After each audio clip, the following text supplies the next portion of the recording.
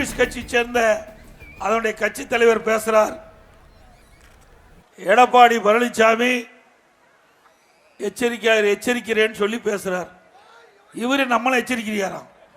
இவர் கட்சியே தேஞ்சிக்கிட்டு இருக்குது. கடந்த தேஞ்சி கட்டரும்பு ஆன கதையா கம்யூனிஸ்ட் கட்சி இருக்குதா இல்லையா என்று தேடி பிடிக்கின்ற அளவுக்கு அந்த கட்சி இருக்குது.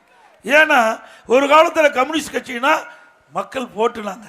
எந்த பிரச்சனையா இருந்தாலும் முதலடியாக அவள் போராட்டத்தை நடத்தி அரசுடைய கவனத்திற்கு கொண்டு வந்து அந்த பிரச்சனையை தீர்க்கக்கூடிய கம்யூனிஸ்ட் கட்சி ஒரு காலத்தில் இருந்தது. இன்றைக்கு திரு முத்தரசன் போன்றவர்கள் எல்லாம் இன்றைக்கு திமுகவுக்கு அடிமையாகிவிட்ட காரணத்தினால கம்யூனிஸ்ட் கட்சி என்றால் என்ன என்று மக்கள் கேட்கின்ற அளவிற்கு அந்த கட்சி தேய்ந்து போய்விட்டது. கடந்த 2021 தேர்தல், சட்டமன்ற பொது தேர்தல், அந்த தேர்தலில் திராவிட முன்னேற்ற கழகம் கம்யூனிஸ்ட் கட்சி தேர்தலுக்காக செலவழித்ததாக திராவிட முன்னேற்ற கழகம் வெளியிட்டது. நாம சொல்லல, திராவிட முன்னேற்ற கழக கட்சி வெளியிட்டது. கம்யூனிஸ்ட் கட்சிக்கு இவ்வளவு கோடி கொடுத்தது என்று திமுகவை காட்டி கொடுத்தது இந்த கம்யூனிஸ்ட் கட்சியை. அந்த திமுக காரரே கம்முன்னு இருக்கிறாங்க. இவர் அவர்களுக்கு வக்காலத்து வாங்குறார், அவருக்கு கூவி கொண்டிருக்கார். ஏன்னா அவளுக்கு கிடைக்க வேண்டியது கிடைத்து விட்டது, கூவித்தான் ஆக வேண்டும், வேற வழி இல்லையே.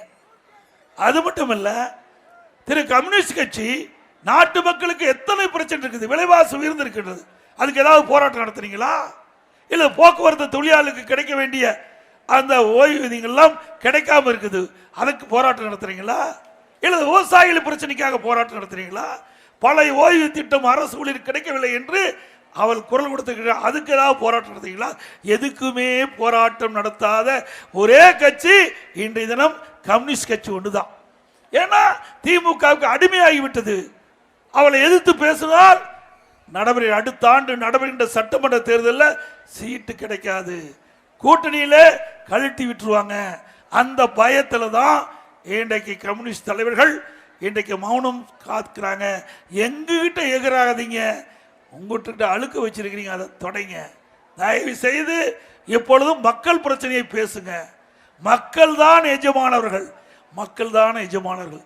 மக்களுடைய பிரச்சனையை பேசாவிட்டால் மக்கள் உங்களை நிராகரித்து விடுவார்கள் என்பதை மட்டும் உணர வேண்டும். எங்களை பற்றி விமர்சனம் செய்வதை விட்டுவிட்டு உங்க கட்சியில் என்ன நடக்குது என்பதை திரு முத்தரசன் பார்க்க வேண்டும். கொஞ்சம் கொஞ்சமா திமுக கம்யூனிஸ்ட் கட்சி விழுங்கிக் கொண்டிருக்கின்றது.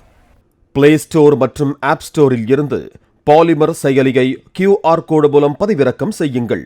செய்திகளை உடனுக்குடன் பெறுங்கள்.